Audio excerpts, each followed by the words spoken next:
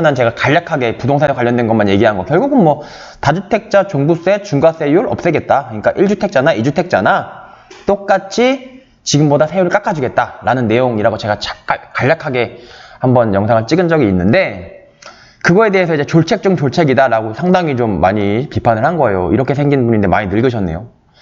어쨌든 그래서 쭉 읽어보니까 결국 핵심은 이거예요.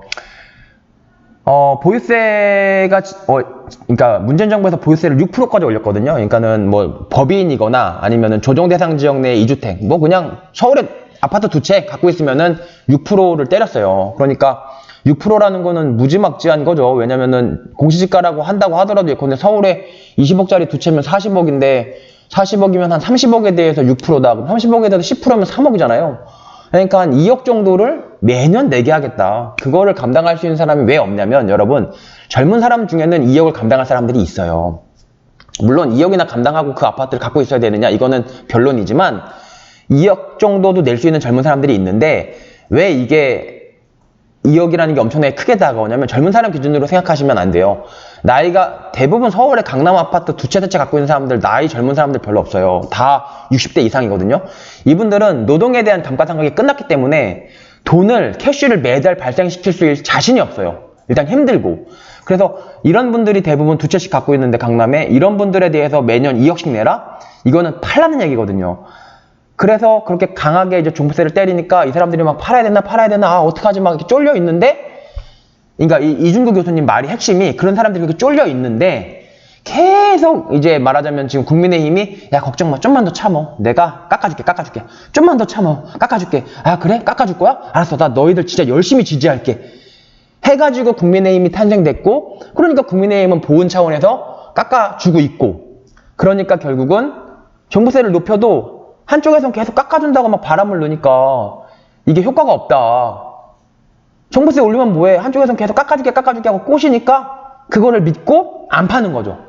그래서 종부세를 올리는 게 효과가 없었고, 따라서 부동산 가격이 종부세를 많이 올렸음에도 불구하고 잡히지 않았는데, 지금 그나마 종부세를 풀으니까 폭등할 우려도 있다라는 게 이제 핵심 논거예요. 그러니까 말하자면은, 한마디로 요약하면은, 부동산 종부세 조금만 기다려 깎아줄게 라고 얘기해서 아파트 가격 잡는 거를 망쳐놓고는 실제로 종부세를 깎아줬다. 그건 잘못이다 라는 거예요. 그래서 제가 이제 보니까 이분이 그렇게 했는데, 보니까 개인 홈페이지에 올렸대요. 그래서 개인 홈페이지를 제가 찾아가 봤죠. 이게 개인 홈페이지예요. 뭐 이렇게 명예교수인데도 이렇게 홈페이지를 지금도 운영하시나 봐요. 게시판 가봤더니 실제로 여기 보니까 이거 쓰셨더라고요. 이준구. 그래서 졸책 중 졸책이다. 제가 이렇게 좀 영상을 찍는 거는, 이분이 제가 대학교 다닐 때 좀 봤던 책 저자인데 이런 얘기를 해가지고 좀 이렇게 영상으로 남겨놓는 게 의미가 있을 것 같아서. 이런 사람 의견도 있어요. 우리나라에서 그래 재정학에서는 거의 뭐 상당히 손꼽히는 분이에요. 그러니까 우리나라에서 굉장히 유명한 경제학자니까 여러분들이 이 사람 의견을 알고 있는 게 절대 도움이 안 되지는 않을 거예요.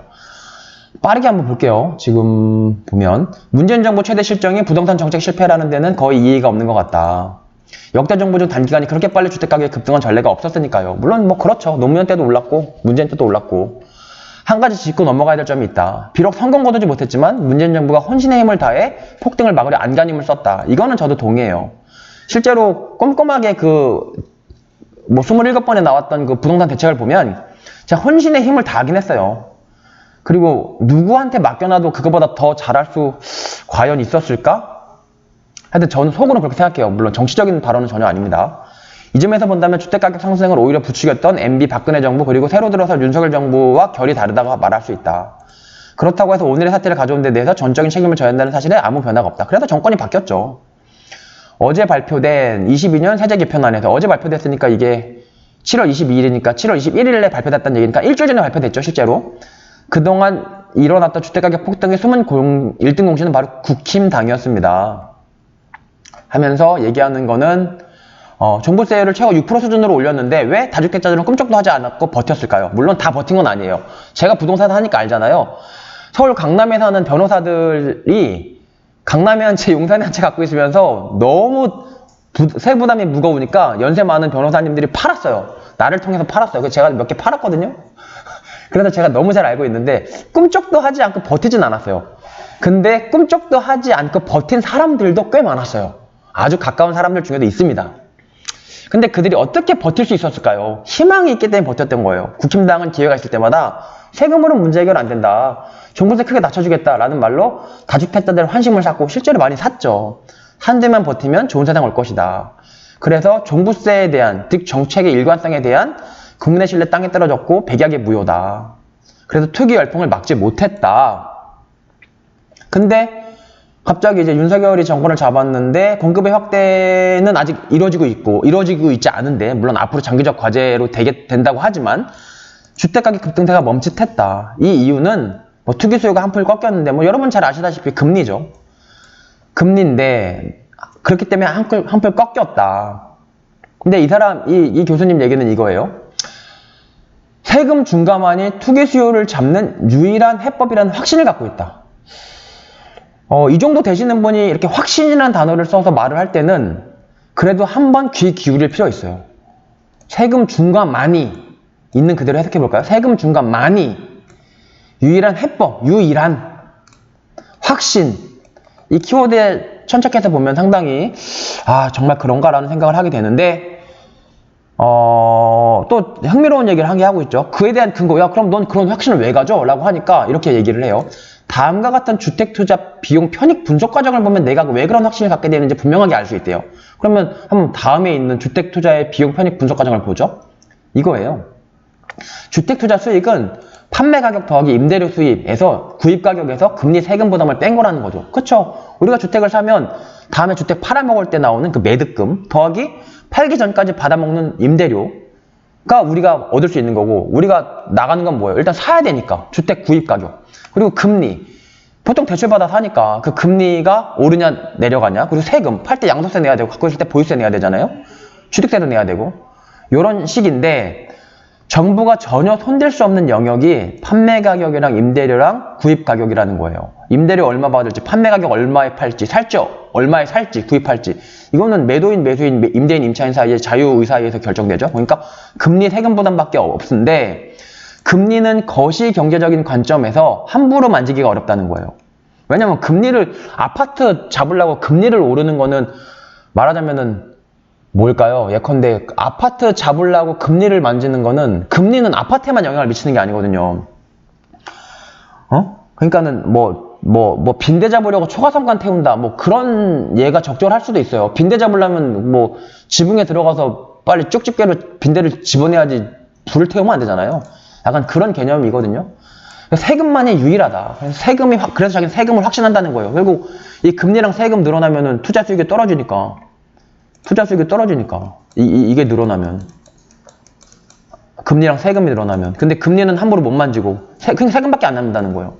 이거는 우리가 마음대로 할 수 있는 게 아니고. 그래서 글쎄, 하여튼 앞으로도 제가 볼 때는 글쎄요. 그러니까 저는 이렇게 생각해요. 그러니까 인간의 능력 차이가 있고, 과거에는 그 능력 차이가 약간 그게 막 뚜렷하게 벌어지질 않았어요. 조선시대를 예를 들어보면은 똑똑하게 태어났든 멍청하게 태어났든, 똑똑하게 태어났는데 백정이 자식이야, 그러면 그냥 묻히는 거란 말이에요. 그리고 뭐 똑똑하게 태어났다고 해서 결국 해봤자 그냥 과거급제하는 정도였어요. 그리고 멍청하게 태어났어도 그냥 많은 사람들이 노비로 살았으니까 70%가 노비였잖아요. 노비로 살면 먹고 사는데 지장이 없었어요. 근데 이제 자유라는 게 생기기 시작했고, 자유의 또 다른 말은 불평등이라고 저는 생각을 하거든요. 그러니까는 잘난 놈이 점점점 잘나지는 거예요. 못난 놈은 점점점 못나진다고요. 근데 못나지는데 이 사람이 너무 못나지면 혁명이에요. 근데 못나지는 사람이 너무 못나지면 바로 혁명이란 말이에요. 불평등이 심해지면. 그러니까 혁명이 벌어지면 안 돼. 그럼 혁명이 벌어지지 않으려면 못나는 사람들이 좀 잘 살아줘야 돼요. 인간적인 삶을 살아야 된다고. 근데 잘난 사람들이 갖고 있는 돈을 뺏어갖고 얘네들한테 주는 건 불가능해요. 절대 돈을 안 뺏긴단 말이에요.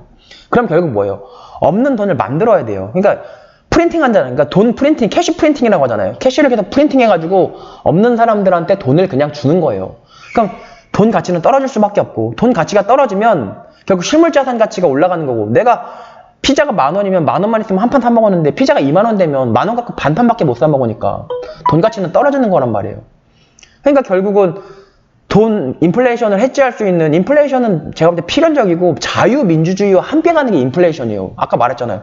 자유가 되면 잘난 놈은 잘난 대로, 못난 놈은 못난 대로 벌어지는데 너무 못나면 안 돼. 왜 못나면 안 돼? 잘난 놈들이 볼 때 못난 놈들이 너무 인간답지 못하게 살면 불쌍하고 막 이타적이어서 얘네들을 잘 살게 해주는 게 아니에요.